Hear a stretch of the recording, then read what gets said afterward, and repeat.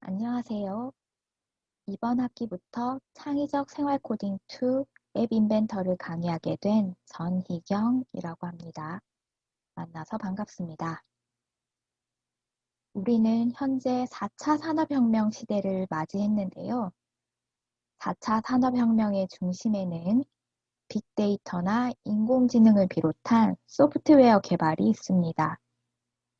현재 우리나라는 2018년부터 코딩 교육을 의무화하고 있는데요. 모두를 프로그래머로 만들자 하는 것이 아니라 코딩 교육을 통해서 문제 해결 능력과 컴퓨팅 사고력을 기르도록 하는 데 목적이 있다고 할 수 있겠습니다. 우리는 이번 창의적 생활 코딩 2 앱 인벤터 강의를 통해서 스마트폰 어플리케이션을 개발하고 직접 사용해보는 과정을 통해서 코딩을 쉽고 재미있게 배울 수 있길 바라며 강의를 시작해 보도록 하겠습니다. 먼저 교재를 소개해 드릴 건데요. 교재명은 코딩 세계 초보 여행자를 위한 안내서 with 앱 인벤터 플러스 AI라는 교재입니다. 문미경 장문수 공저이고 인피니티 북스에서 출판된 교재입니다. 제 개인적으로 이 교재는 동서대학교 교수님들이 열심히 준비하신 교재인 만큼 더 열심히 강의해야 할 것 같고요. 여러분들도 강의 평가가 출석 20%, 과제와 토론 20%, 그리고 기말고사 60%로 평가하도록 계획되어 있는데 또한 학기 중에 개발 공모전이 있을 예정입니다. 강의를 듣고 배운 내용을 바탕으로 스스로의 아이디어를 더해서 창의적인 프로그램을 직접 만들어 볼 수 있는 좋은 기회가 될 것 같으니까 열심히 수업에 참여해 주면 좋을 것 같습니다. 오늘은 앱 인벤터가 무엇인지 살펴보고 앱 인벤터 프로그램을 사용하기 위한 준비 작업을 해보도록 하겠습니다. 앱 인벤터란 무엇일까요? 우리 교재에서는 한마디로 앱 인벤터를 안드로이드 어플을 만들 수 있는 블록 코딩 언어이다 라고 소개하고 있습니다. 본래 안드로이드 앱 개발은 자바나 코틀린과 같은 텍스트 언어로 개발하는데요. 텍스트 언어는 코드의 문법을 알아야 하기 때문에 우리가 쉽게 접근하기 어려운 것이 사실입니다. 그런데 앱 인벤터라는 프로그램을 사용하면 화면에 보이는 스크래치나 엔트리처럼 미리 준비되어 있는 블록을 가져와서 쉽게 조립하는 방식으로 프로그래밍 하기 때문에 명령어를 일일이 키보드로 입력할 필요 없이 쉽게 안드로이드 앱을 개발할 수 있다 하는 장점이 있습니다. 앱 인벤터는 구글과 MIT가 공동으로 개발했는데요. 현재는 MIT에서 관리하고 있습니다. 2010년에 공식 출시돼서 2011년에 구글이 소스 코드를 공개했고요. 이후에 MIT에서 관리하기 시작해서 2012년에 MIT 버전의 앱 인벤터가 시작됐습니다. 현재까지도 계속 기능을 개선하고 있는데 아직은 안드로이드용 앱만 제작할 수 있습니다. 하지만 iOS 지원을 위한 개발도 진행하고 있다고 하니까 추후에는 아이폰 유저를 위한 앱도 앱 인벤터를 이용해서 만들 수 있게 될 것 같습니다. 앱 인벤터는 별도의 어플리케이션 설치 없이 직접 웹 서비스로 프로그램을 제공하고 있지만 앱 인벤터를 시작하기 위해서는 몇 가지 준비 사항이 필요합니다. 지금부터 함께 알아보도록 하겠습니다. 앱 인벤터를 시작하기 전에 요구되는 사항이 몇 가지 있는데요. 사용 가능한 컴퓨터와 운영체제, 브라우저 등 화면을 보면서 내용을 잘 확인해 보시기 바랍니다. 저는 윈도우를 기반으로 크롬 브라우저를 사용하도록 하겠습니다. 그리고 안드로이드 오퍼레이팅 시스템 2.3 이상의 휴대폰이나 태블릿이 필요합니다. 폰이나 태블릿이 없을 경우에는 앱 인벤터에서 제공하는 에뮬레이터라는 것을 사용해서 라이브 테스팅 할 수 있는 방법이 있긴 하지만 구버전인데다가 제약이 많아서 사용하기에 별로 좋지 않은 것 같습니다. 라이브 테스팅에 관해서는 앱 인벤터에서 제공하는 몇 가지 방법에 대해 나중에 설명하겠지만 일단은 안드로이드 폰을 사용해서 수업에 참여하는 것이 좋겠습니다.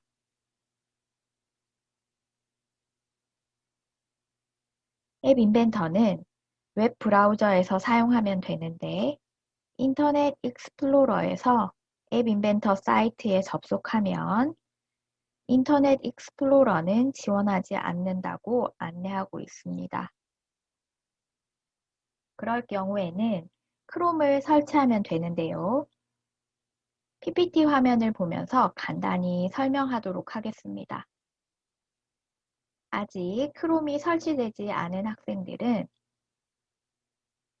PPT 화면을 따라서 설치해 주도록 하겠습니다. 먼저 구글이나 네이버와 같은 검색 엔진을 열고 크롬을 검색합니다. 검색 결과에서 크롬 다운로드 링크나 크롬 웹 브라우저 링크를 클릭해 줍니다.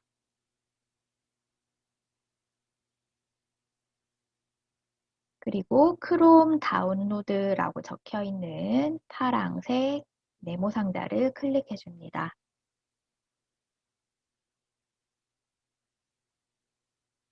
크롬 셋업.exe 파일을 실행해서 설치를 진행하면 설치가 완료되고 나서 자동으로 크롬이 실행됩니다.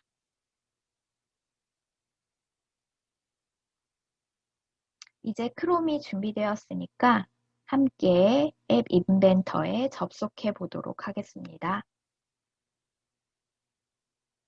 먼저 크롬을 열어보도록 하겠습니다. 크롬을 열고 구글 주소창에 appinventor.mit.edu라고 바로 입력해서 공식 웹사이트로 이동해도 되지만 저는 검색창에 앱인벤터라고 검색해 보겠습니다. 한글로 앱인벤터라고 적어 보겠습니다.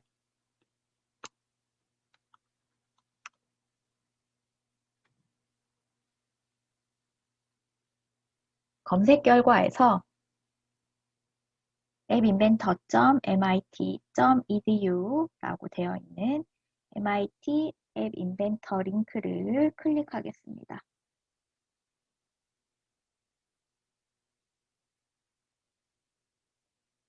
저는 구글 번역은 이용하지 않겠습니다. X를 눌러주겠습니다.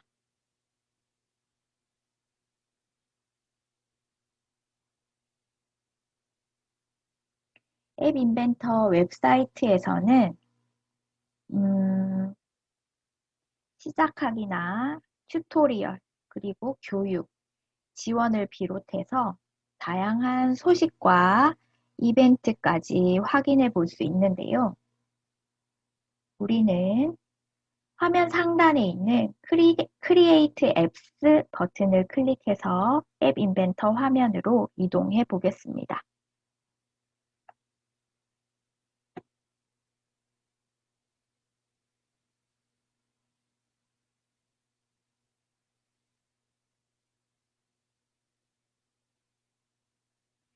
앱 인벤터를 이용하려면 구글 아이디로 로그인해야 하는데요. 아이디가 없다면 아래쪽에 있는 계정 만들기를 클릭해서 계정을 만들어 주시면 됩니다. 계정은 아이디와 비밀번호를 설정하고 생년월일과 성별을 입력하면 아주 간단하게 계정을 만들 수 있기 때문에 계정이 없는 학생은 지금 계정을 만들어 주시면 됩니다. 계정을 만들었다면 사용할 계정을 선택하고 다음을 클릭해 보도록 하겠습니다.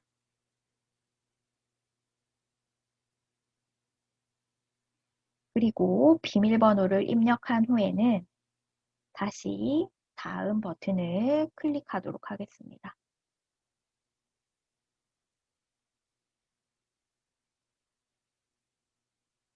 앱 인벤터에 처음 로그할 때는 먼저 약관 동의 화면이 나타나는데요. 앱 인벤터 사용에 관한 약관을 한번 읽어보고 아래쪽에 있는 수락하기 버튼을 클릭해주면 됩니다.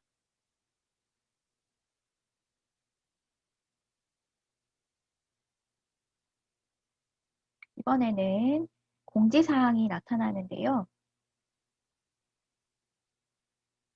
저는 Do not show again을 체크하고 Continue 버튼을 클릭하도록 하겠습니다.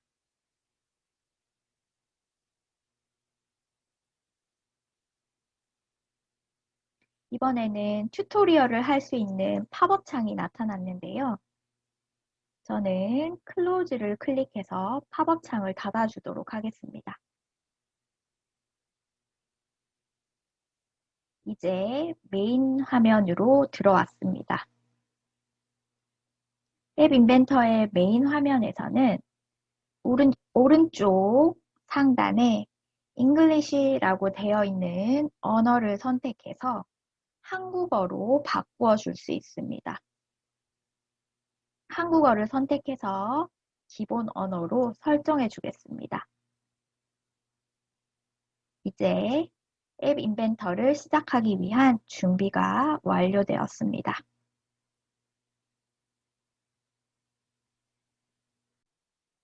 앱 인벤터를 시작하려면 새 프로젝트를 하나 만들어야 합니다. 앱 인벤터의 왼쪽 상단에서 새 프로젝트 시작하기를 클릭해 보겠습니다. 새로운 앱 인벤터 프로젝트 만들기라는 창이 열리는데요. 프로젝트 이름으로 테스트라고 적어 보겠습니다.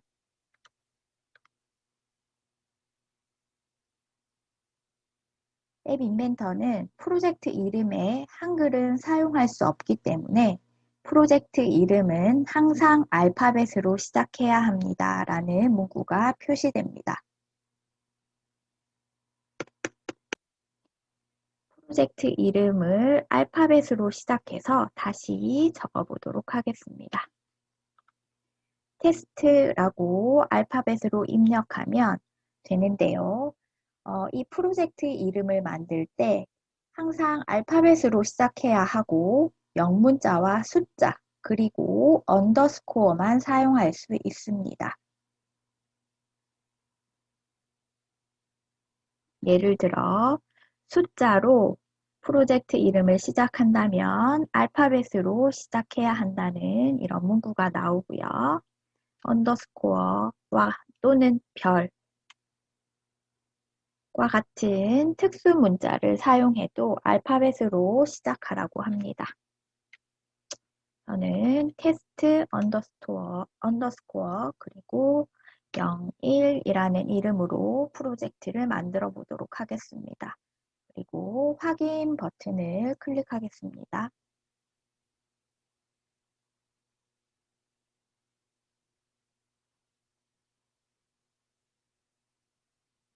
프로젝트 이름을 입력하면 새로 앱 인벤터 프로젝트가 만들어지는데요.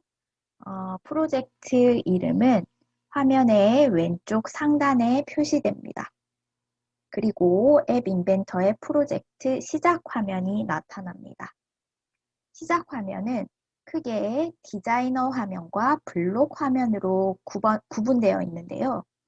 기본으로 디자이너 화면이 표시되고 오른쪽 상단에 블록이라는 글자를 클릭하면 블록 화면으로 전환됩니다. 오른쪽 상단에 있는 블록이라는 글자를 클릭해 보겠습니다.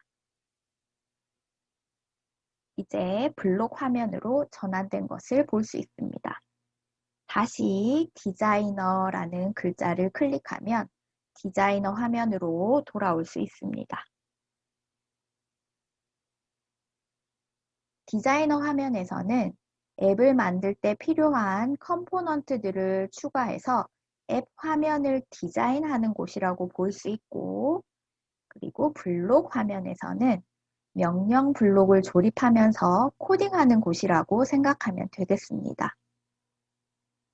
화면을 보면서 디자이너 화면을 함께 살펴보도록 하겠습니다.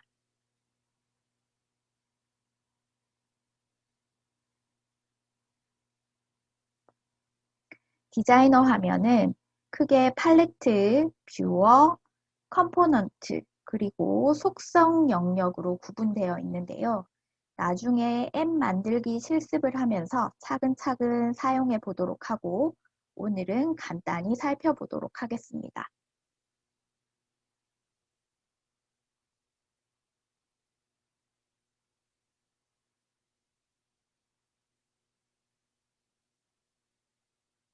다시 앱 인벤터의 디자이너 화면으로 돌아가서 디자이너 화면을 간단히 살펴보겠습니다. 먼저 팔레트 영역입니다. 팔레트 영역은 앱 화면을 디자인하기 위한 컴포넌트들을 유형별로 분류해 놓은 곳입니다. 먼저 가장 위에 있는 사용자 인터페이스는 버튼, 체크박스, 날짜 선택 버튼, 이미지, 레이블 등등 사용자 인터페이스를 디자인하기 위한 컴포넌트들이 있습니다. 그리고 사용자 인터페이스 밑에는 레이아웃이 있는데요. 레이아웃에는 수평 배치, 수직 배치처럼 사용자 인터페이스의 컴포넌트를 배치하기 위해서 사용하는 컴포넌트들이 위치해 있습니다.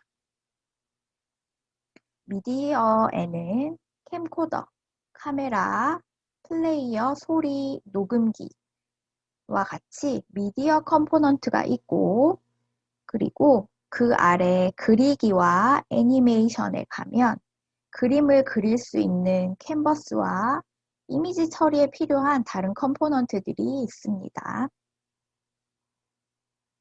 지도에 가면 지도 컴포넌트를 이용해서 지도를 활용한 앱을 만들 수 있고요. 그리고 센서에 있는 가속도 센서, 바코드 센서, 시계, 자이로 센서 등 앱 인벤터에서 제공하는 센서를 활용해서 앱을 만들 수도 있겠습니다.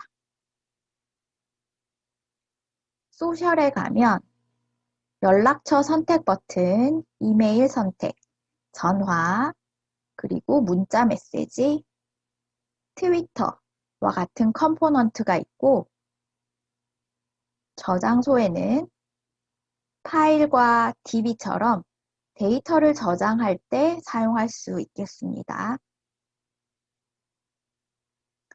블루투스와 앱 연결에 필요한 컴포넌트도 앱 인벤터에서 제공하고 있고, 레고 마인드스톰을 이용하면 레고를 사용한 프로그래밍도 지원하는 것을 알 수 있습니다. 현재 실험 중인 컴포넌트들은 실험실에 있고요. 그리고 확장 기능 추가하기라는 것을 이용해서 외부 확장 기능을 불러와서 연결할 수도 있도록 하고 있습니다. 다음으로 뷰어 영역인데요.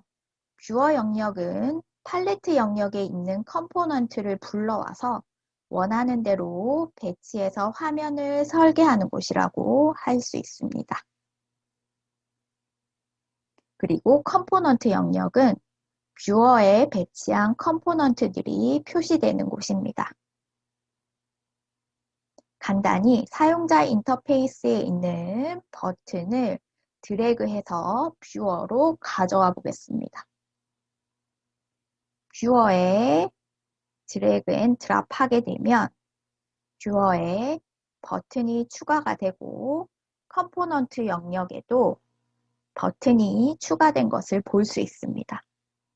그리고 추가된 버튼은 속성 영역에서 배경색과 글꼴, 그리고 글꼴의 크기, 텍스트, 그리고 정렬처럼 사용자가 원하는 대로 속성에서 값을 바꿀 수도 있겠습니다. 마지막으로 미디어 영역이 있는데요. 미디어 영역에는 업로드한 이미지나 사운드처럼 미디어 파일이 표시되는 곳입니다. 이제 오른쪽 상단에 있는 블록 버튼을 눌러서 블록 화면으로 이동해 보겠습니다. 블록 화면은 왼쪽에 있는 블록 영역과 그리고 아래쪽 미디어 영역, 그리고 뷰어 영역으로 구성되어 있는데요. 블록 영역은 컴포넌트의 동작을 코딩할 때 사용하는 블록을 모아놓은 곳입니다. 제어, 논리, 수학, 텍스트처럼 공통으로 사용하는 블록은 공통 블록에 있고, 그리고 디자이너에서 설계한 컴포넌트에 필요한 블록은 컴포넌트별로 블록을 사용할 수 있게 되어 있습니다. 앞에서 디자이너 화면에서 우리가 버튼을 하나 추가했기 때문에 버튼이라는 컴포넌트가 추가되어 있는 것을 볼 수 있고, 이 버튼을 클릭해 보면 버튼 컴포넌트에 필요한 블록들이 표시가 됩니다. 블록 영역 밑에는 미디어 영역이 있는데요. 미디어 영역에는 우리가 업로드한 이미지나 사운드처럼 미디어 파일이 표시되는 곳입니다. 그리고 뷰어 영역은 프로그래밍 블록을 끌어다가 배치해서 코딩하는 화면이라고 생각하면 되겠습니다. 지금까지 앱 인벤터에서 새 프로젝트를 시작하고 디자이너 화면과 블록 화면의 구성을 함께 알아보았습니다.